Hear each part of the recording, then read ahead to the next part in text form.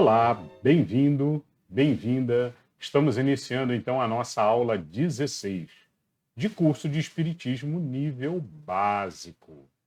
Toda aula a gente faz uma leitura de abertura do Sinal Verde, é o livro que nós estamos acompanhando para a abertura. Lemos uma página rápida e fazemos um pouco da interpretação, compreensão em conjunto do texto lido. E um pouquinho de reforma íntima, vamos falando e tudo, é sempre bom, né?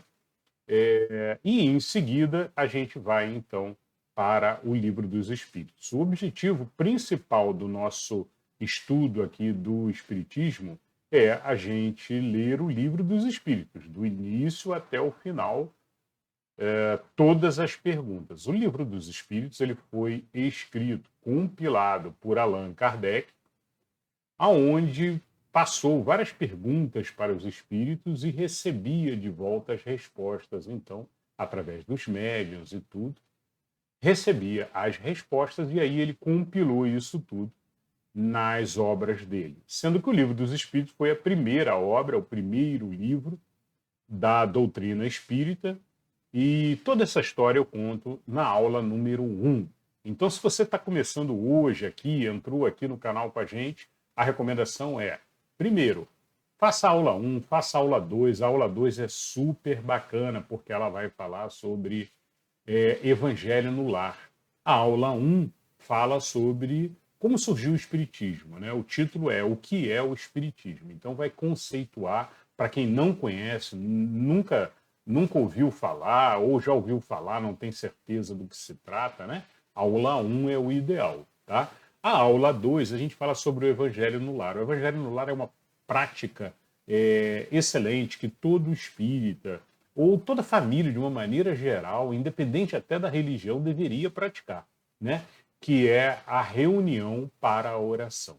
Então, a reunião na sala para a oração, com toda a família, uma leitura, né? Ah, não consigo reunir a família toda e tal. Não tem problema, faz você sozinho, faz você sozinha. Não tem problema nenhum. Isso não é impeditivo, né? De qualquer forma, você está ali fazendo a tua oração, está recebendo do alto ali todos os benefícios e isso é o esperado, né? De melhor, tá? E aí, naturalmente, quando você fizer a oração, todos também vão estar recebendo dentro da sua casa, a sua casa fica mais tranquila, com paz e tudo. Bom, esse assunto todo do Evangelho no Lar, aula 2. Então, faça a aula 2. E depois siga a sequência, aula 3, aula 4, aula 5. É o ideal. Por quê? Porque tem algumas questões mais básicas que começam lá nas aulas iniciais. Tá? Hoje, nós vamos, então, no livro do Sinal Verde, nós vamos ler Ante os Pequeninos. É a página que nós vamos ler daqui a pouquinho. E no livro dos Espíritos, a gente está na segunda parte do livro dos Espíritos, capítulo 1, dos Espíritos. E o assunto é anjos e demônios. Então, algumas perguntinhas que o Kardec fez sobre existem anjos, existem demônios e tal, nessa linha, tá? Muito bem. Muito bem, vamos então para a leitura do livro Sinal Verde de hoje. Hoje o título é Ante os Pequeninos. A criança é uma edificação espiritual dos responsáveis por ela. Não existe criança, nenhuma só, que não solicite amor, auxílio, educação e entendimento.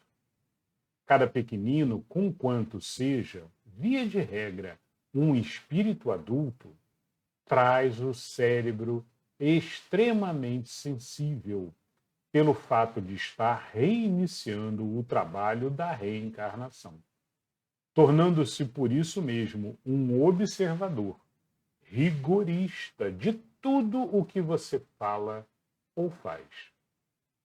A mente infantil dar-nos-á de volta no futuro tudo aquilo que lhe dermos agora. Toda criança é um mundo espiritual em construção ou reconstrução, solicitando material digno a fim de consolidar-se. Ajude os meninos de hoje a pensar com acerto, dialogando com eles. dentro das normas do respeito e sinceridade que você espera dos outros em relação a você. A criança é um capítulo especial do livro, do seu dia a dia. Não tente transfigurar seus filhinhos em bibelôs apaixonadamente guardados. Porque são eles espíritos eternos. Como acontece a nós. E chegará o dia em que despedaçarão perante você mesmo quaisquer amarras de ilusão. Se você encontra algum pirralho de maneiras desabridas ou de formação inconveniente, não estabeleça censura, reconhecendo que o serviço de reeducação dele, na essência, pertence aos pais e aos responsáveis, e não a você. Se veio a sofrer algum prejuízo em casa por depredações de pequeninos travessos, esqueça isso, refletindo no amor e na consideração que você deve aos adultos que respondem por eles. Muito bem, então é o texto de hoje, como sempre, objetivo, direto, bem claro, né? E faz a gente pensar, lógico, esse é o papel aqui desse livrinho, é a reforma íntima, é a gente parar para pensar, falar um pouquinho sobre esses probleminhas do dia a dia, né? E estudarmos juntos, formando aí a nossa reforma íntima, né? A famosa reforma íntima, que a gente tanto fala, né? Mas do que se trata? Se trata de mudar os nossos hábitos, parar para pensar melhor nas nossas decisões, fazer as nossas próprias escolhas, né? Essa é uma das principais reformas íntimas, é você assumir o controle das suas decisões, deixando de lado as decisões da sociedade, ou deixando de lado as decisões dos amigos, ou deixando de lado as decisões que a gente já traz incutido no cérebro, às vezes, durante anos e anos, desde a infância, muitas vezes, né? Aquelas mensagens que a gente ouviu quando era jovem, tudo, né? Bom, mas isso cabe um outro vídeo, uma outra aula que a gente tem aqui no site falando sobre subconsciente, né? Controle dos pensamentos. Vale a pena você dar uma conferida lá. Então, aqui desse texto aqui, me chamou bem a atenção alguns pontos. O primeiro, ele fala sobre a criança é em formação. A criança está em formação. E segundo o Espiritismo, a gente vai ler isso ainda no Livro dos Espíritos, né? A criança, ela normalmente, até os 10 a 7 anos de idade, ela ainda está se formando, né? Ela ainda está meio que como se o espírito dela, ou as vontades dela, né? Aquele espírito que reencarnou, ainda está meio dormente, ainda está meio acordando para a vida, talvez o termo melhor seja esse, né? Então ela está ainda meio que despertando. E nesse momento de despertamento da criança, do jovem, né, é o melhor momento para a gente ensinar. Mas sempre ensinar coisa boa, ensinar dando bons exemplos, acima de tudo, bons exemplos, né? E a gente vai estar ajudando ele a moldar o futuro desse jovem, né? E ele comenta aqui, olha, toda criança é um mundo espiritual em construção ou reconstrução, né? No caso de um ser que já está reencarnando já pela milésima vez, né? Seja lá quantas vezes forem, mas ele está reencarnando, ele já traz já um conteúdo, só que enquanto criança, esse conteúdo que ele traz não é desperto ainda. Ainda fica guardadinho, ainda fica reservado, e ele está meio que ali num sonho infantil, brincando, se distraindo, né? E aprendendo, né? E a ideia é justamente que a gente passe para o jovem, passe para a criança, todos os ensinamentos possíveis de moral, de ética, e sempre explicando com respeito, como ele orienta muito bem aqui, olha, ajude os meninos de hoje a pensar com acerto, pensar com assertividade, dialogando com eles dentro das normas do respeito e sinceridade. Então a gente tem aquelas manias de brincar com as crianças, né? Inventando histórias que assustam às vezes as crianças e que às vezes as crianças vão dormir com aquilo, né, na cabeça. Então a gente tem que ser dentro do possível, temos que evitar aquelas brincadeiras que não levam a nada, né? E que deixam a criança às vezes preocupada. Será que existe monstro? Será que existe isso? Será que existe aquilo? Né? E tem que falar com a criança com toda calma, respeito, direcionamento moral, ético, explicando para ela. Não pense, não vai entender, é muito jovem, não vai entender. Explique. Talvez não entenda na primeira, explique uma segunda, talvez não entenda na segunda, mas ela vai compreendendo e vai sedimentando, sempre com palavrinhas que estejam no nível dela de aprendizado, né?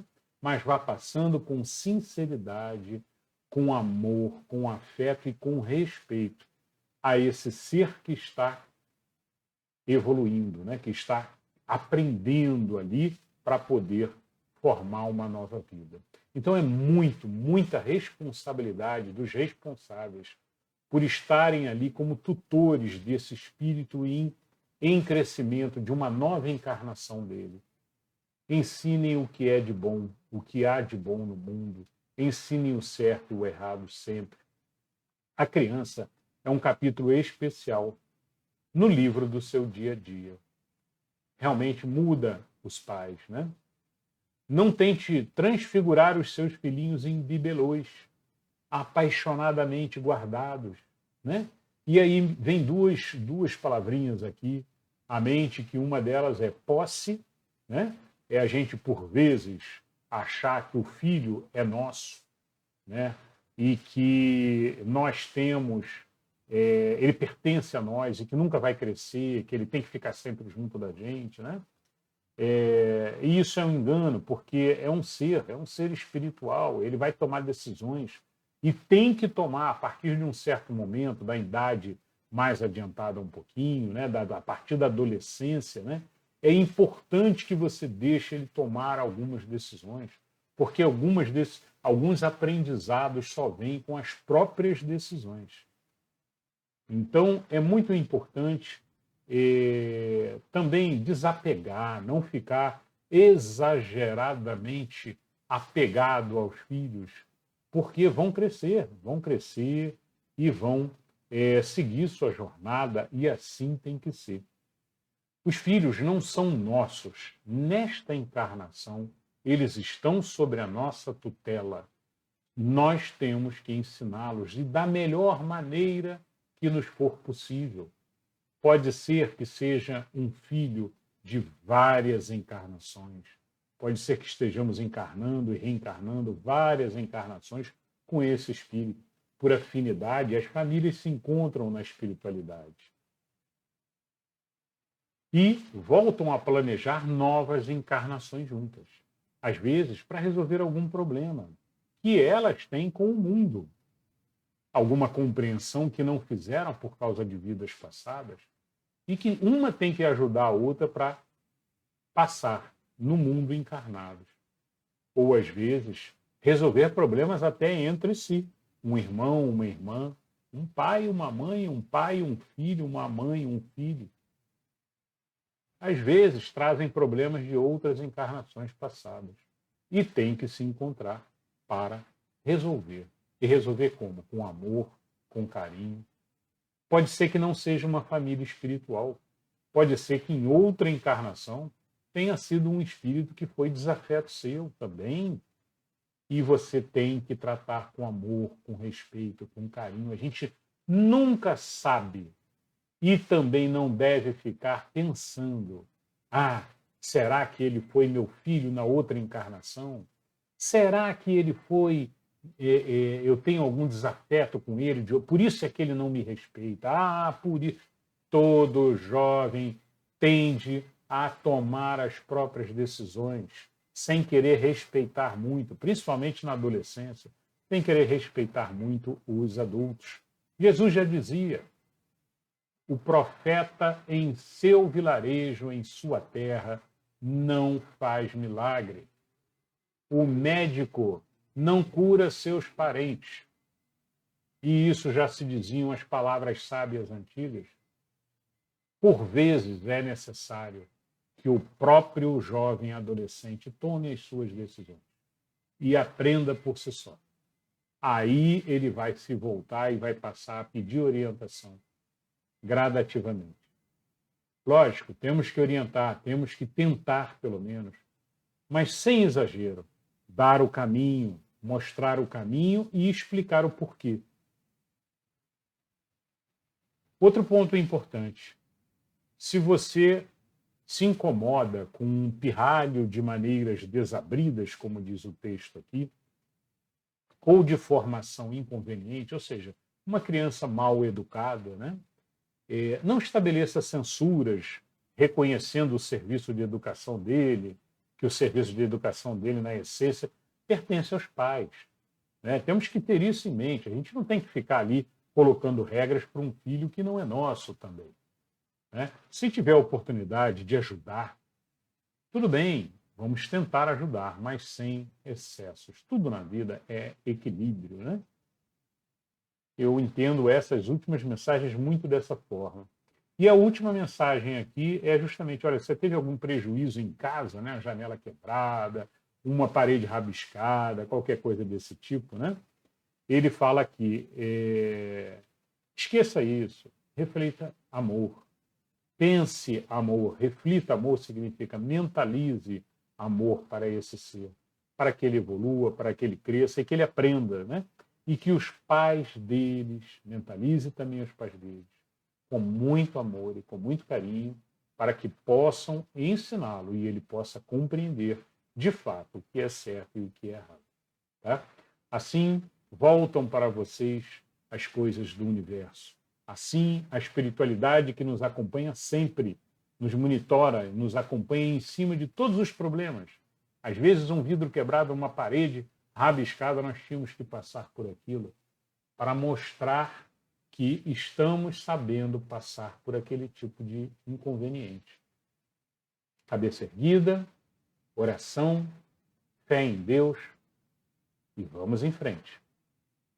Essa foi a leitura de hoje, então, do Sinal Verde, ante os pequeninos.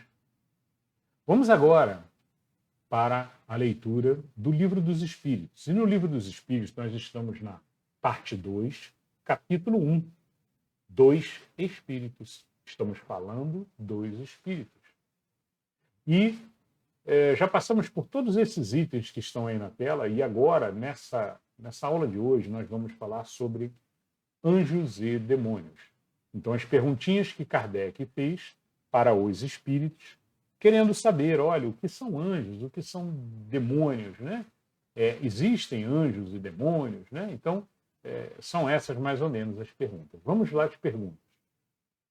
Começando pela pergunta do livro dos Espíritos, 128. Os seres a que chamamos anjos, arcanjos e serafins formam uma categoria especial da natureza, diferente da dos outros espíritos? E a resposta: não, são os espíritos puros, os que se acham no mais alto grau da escala e reúnem todas as perfeições. Então, nós já tínhamos, inclusive, falado sobre os espíritos puros nas últimas perguntas, né? Falamos, os espíritos falaram, olha, é a ordem mais elevada, é a primeira ordem, lá de cima, né? É a ordem dos perfeitos, como os espíritos chamaram, né? Os espíritos puros. Só tem um tipo lá dentro, espíritos puros. Ok. E poderiam ser equiparados ao que nós chamamos, né, de anjos, arcanjos, né? Bom, aí vale uma observação aqui. A palavra anjo desperta geralmente a ideia de perfeição moral. Entretanto, ela se aplica muitas vezes à designação de todos os seres, bons e maus, que estão fora da humanidade. Diz-se o anjo bom, ou o anjo mau, o anjo de luz, e disse também, por vezes, o anjo das trevas. Neste caso, o termo é sinônimo de espírito, tomando-lo aqui na sua melhor acepção, né? E aí vale um comentário também de que antigamente chamava-se de gênio, né? O que os espíritos chamam de espírito, né? Antigamente, nas escrituras antigas, por vezes se vê como gênio. Muito bem, então o fato é que no espiritismo não se usa essas palavras, anjo, serafim, arcanjo, né? Não se usa. É espírito puro. Se você está se referindo a um espírito de luz, um espírito elevado, chamamos de espírito puro, um espírito de primeira grandeza que está lá na primeira ordem, na ordem dos espíritos perfeitos. Pronto. Não existe espírito puro mal, como existe anjo mal. Não, não. Negativo. Muito bem, questão 129 agora. 129. Os anjos hão percorrido todos os graus da escala? Resposta. Percorreram todos os graus, mas do modo que havíamos dito, uns aceitando sem murmurar suas missões. Chegaram depressa. Outros gastaram mais ou menos tempo para chegar à perfeição.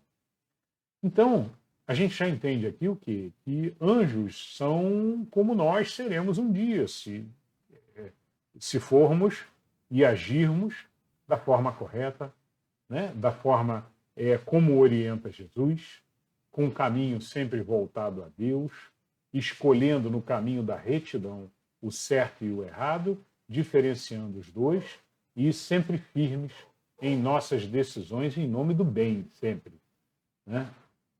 E nós vamos chegar lá. Nós, um dia, chegaremos a ser, então, espíritos puros.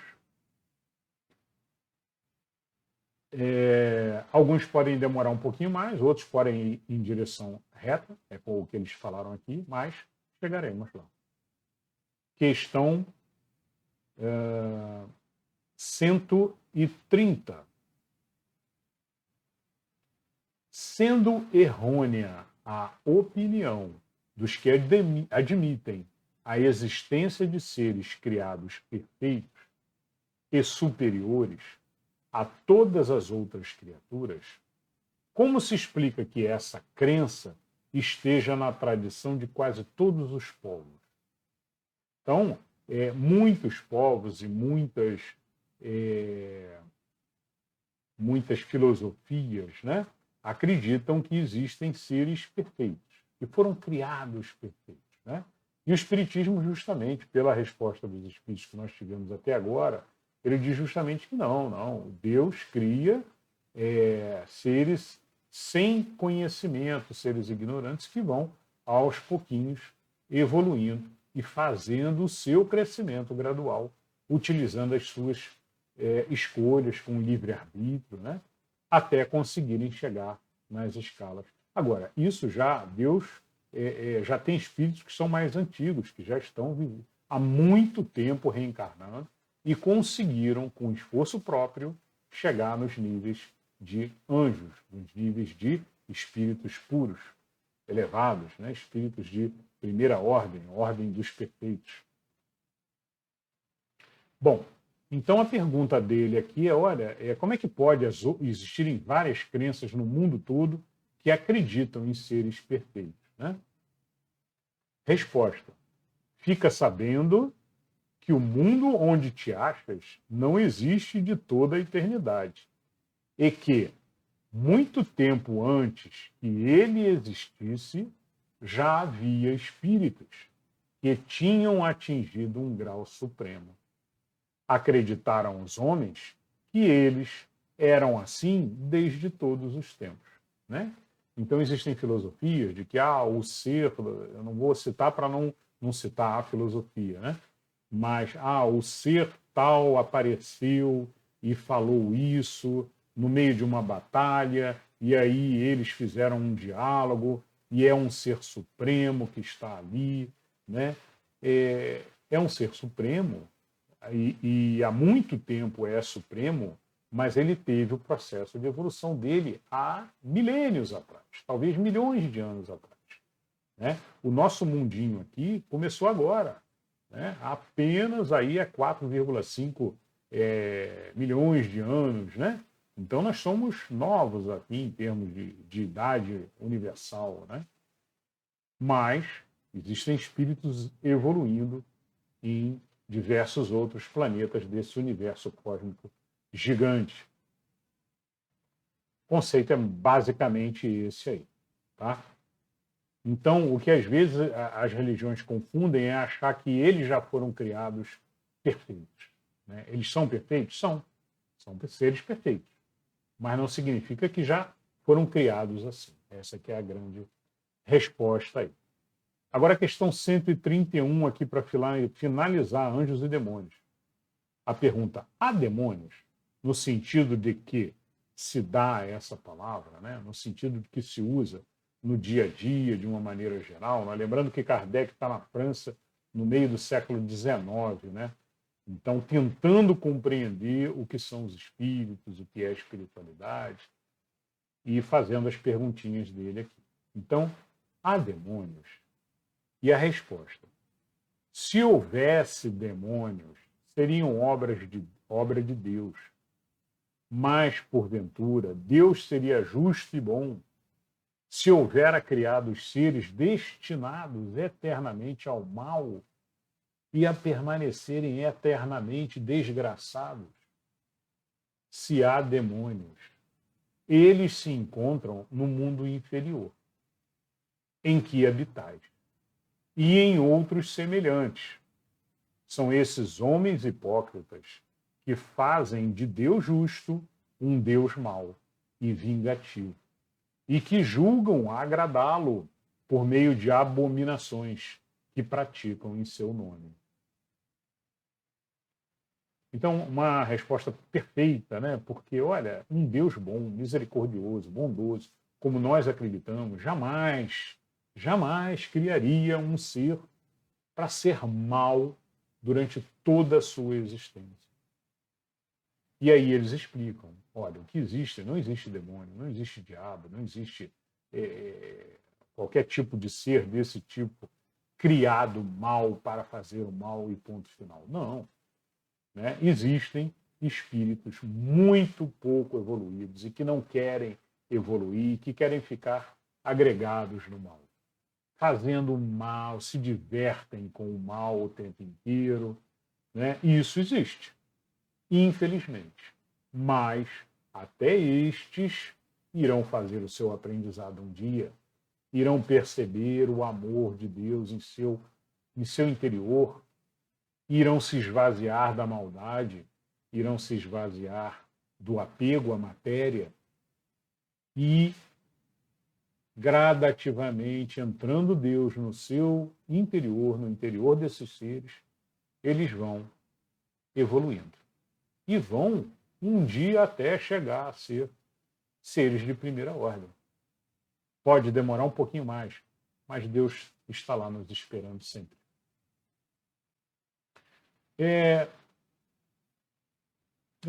Tem um comentário, o comentário é muito grande. Eu vou ler só o primeiro pedacinho dele. A palavra demônio não implica a ideia de espírito mau, senão na sua acepção moderna, porquanto o termo grego daimon, donde ele derivou, significa gênio, inteligência, e se aplicava aos seres incorpóreos, ou seja, espíritos de uma maneira geral, bons e maus indistintamente. Por demônios, segundo a acepção vulgar da palavra, se entendem seres essencialmente malfazejos. Como todas as coisas, eles teriam sido criados por Deus. Ora, Deus, que é soberanamente justo e bom, não pode ter criado seres prepostos por sua natureza, ao mal e condenados por toda a eternidade. Bom, está repetindo o que eu falei. Ainda bem, não errei aqui no raciocínio aqui do entendimento que fizeram. Perfeito. Então, pessoal, é basicamente isso, tá? Deus criou todos os seres para evolução. E todos vão seguindo o seu ritmo, aprendendo, evoluindo, crescendo. Nós lemos, aproveitando, nós lemos no Sinal Verde, nós lemos sobre as crianças, sobre a tutela dos pais sobre as crianças que estão crescendo em seu processo de evolução. Eu acrescento a tutela que vocês têm sobre os animaizinhos de estimação. Amem estes seres, porque eles estão também em evolução. Tratem eles com respeito, com amor, com orientação e puxem do intelecto deles o máximo possível. São seres que já têm um princípio inteligente, como nós lemos nas últimas respostas dos espíritos, né? Tem um instinto e, junto com esse instinto, uma inteligênciazinha já habitando lá dentro. E quem tem cachorro, gato em casa sabe disso, que muitas vezes a gente fala com eles e eles ficam olhando, prestando atenção, não é? Naturalmente, uns mais, outros menos, mas a mensagem são todos seres em evolução. Ajudem, façam um papel de tutela bem feito, com carinho, amor e ensinamento, na medida do possível. Muito bem, terminamos o livro dos espíritos de hoje. Vamos agora fazer a nossa leitura de conceitos fundamentais. Então, nós já falamos aqui sobre pensamento, já falamos sobre não somos, já falamos sobre você tem inimigo, tudo isso em aulas passadas. E nessa aula nós vamos falar sobre as vidas passadas, né? É muito comum as pessoas ficarem curiosas e quererem conhecer suas vidas passadas, como se isso fosse ajudá-las em algo. O esquecimento das vidas passadas se dá enquanto encarnados, para que não nos perturbemos com a percepção de dores e ações que tomamos no passado. Lembramos que muitas vezes na vida atual podemos estar convivendo com pessoas para sanar dívidas passadas. Então, a mensagem aqui é a seguinte: nós esquecemos, sim, quando a gente encarna, né, quando a gente volta para o mundo espiritual, a gente se lembra, mas quando a gente encarna, a gente esquece. Esquece as vidas passadas. Então, se você tem esse desejo de saber, puxa, mas quem eu fui na última encarnação? Eu tenho a vontade de saber e tal, mas para quê? Para que você quer saber? Né? Para saber se foi um rei, uma rainha, mas você pode ter sido também um mendigo, você pode ter sido um filósofo, mas você pode ter sido um larápio. Então, são perturbações que viriam na nossa mente continuamente, por vezes impediriam a gente de tomar novos caminhos, achando que nosso caminho é aquele que nós já temos experiência, né? E aí as portas de novas oportunidades, novos pensamentos não abririam tão fácil. Então, o recado é bem simples aqui. Esqueçam essa ideia de tenho que saber o que eu fui na vida passada. Se Deus nos faz esquecer isso quando nós encarnamos, é porque realmente tem uma razão, tem um objetivo. Nós vamos falar mais sobre isso no Livro dos Espíritos, mais para frente um pouquinho. As outras religiões também falam sobre isso, tá? Por exemplo, no judaísmo, comenta que o espírito, quando ele vai reencarnar, né, no judaísmo místico, naturalmente, quando ele vai reencarnar, vem um anjo e dá um tapa na boca dele e ele esquece as encarnações passadas. Olha que bonitinho, né? E esse tapa na boca, ele forma essa marquinha aqui, né? Naturalmente isso vem de gerações e gerações, há mais de 1000 anos aí passando, né? De forma carinhosa essa mensagem entre as crianças, né? E nós vamos ler aqui no Livro dos Espíritos como funciona isso e como é que isso acontece. Mas é um fato de que Deus sabe o que faz, a espiritualidade sabe o que faz. E esse é o melhor caminho. Esquecer para que a gente não fique remoendo coisas. Você pode estar trabalhando com uma pessoa que foi seu inimigo. E você está trabalhando ali para poder justamente ser amigo dele, ou depender dele, pode ser seu chefe, ou você ser o chefe do funcionário, né? E tem que mostrar amor, tem que mostrar carinho. Não ficar pensando em quem eu fui, quem ele foi, ele foi mal comigo no passado. Só pode ser. Não fiquem pensando essas coisas. Pensem no hoje. Pensem que você ama ele e ele te ama. Esse é o pensamento. Estamos todos em evolução. Esse é o segundo melhor pensamento. Estamos em evolução. É natural que eu erre, é natural que ele erre, mas vamos em frente juntos, se ajudando. Tá bom? Bom, é isso, pessoal. Encerramos aqui hoje, nesse ponto, e eu espero que vocês tenham gostado e nos vemos na próxima aula. Um beijo no coração de todos.